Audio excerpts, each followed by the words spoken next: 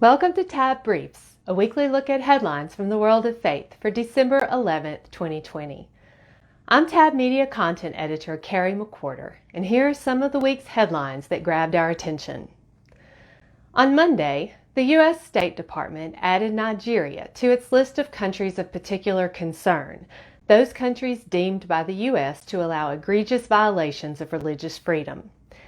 In addition to Nigeria, this list includes familiar ones like China, Pakistan, North Korea, and Saudi Arabia. Secretary of State Mike Pompeo announced the latest designations on Monday, and Sam Brownback, the State Department's Ambassador at Large for International Religious Freedom, discussed Nigeria's addition to the list on Tuesday. Brownback said the African country was designated as a country of particular concern because of an increasing number of organized terrorist groups and a lot of religious-tinged violence. The Nigerian government's response has been minimal at best, Brownback said, allowing terrorism to continue in some places unabated. The U.S. Commission on International Religious Freedom hailed the State Department's decision, noting that Nigeria is the first secular democracy that has been named a country of particular concern. You may remember that Tab Media featured an in-depth look at the situation in Nigeria back in September, and you can read more about that situation and the ongoing persecution of Christians at our website.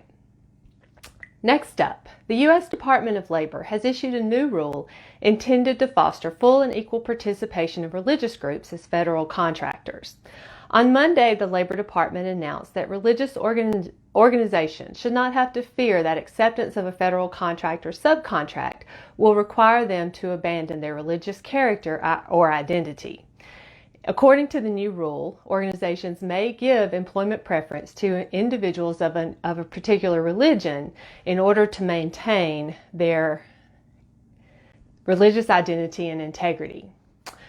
The rule builds on a Johnson-era executive order that requires contractors to follow affirmative action and non-discrimination requirements, and it's the latest move in a long-running battle over how to balance religious rights of the faith-based businesses with the rights of other groups.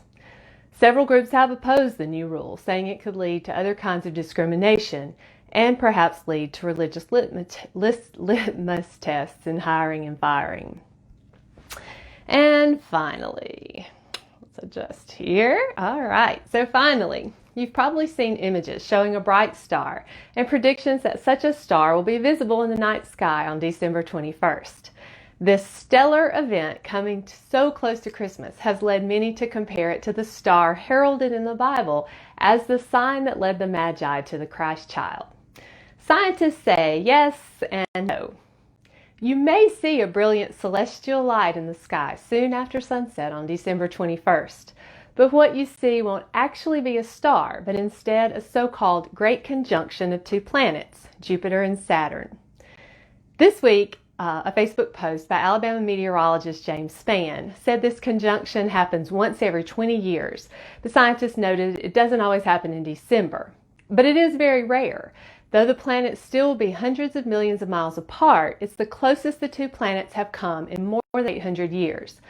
Spann said the planets haven't appeared this close together since 1623, or 14 years after Galileo created his first telescope. It's sure to be a pretty cool sight, and stargazers will enjoy stepping into the dark that evening to see a light in the heavens that reminds us of the wonder of that night so long ago when Jesus was born and wise men sought the newborn King. Those are your Tab Briefs for Friday, December 11th, 2020. For more news from the world of faith, head over to tabonline.org, and as always, I'll put links to the articles that we featured today in the show notes. We hope you'll join us again next week, and we wish you a wonderful weekend.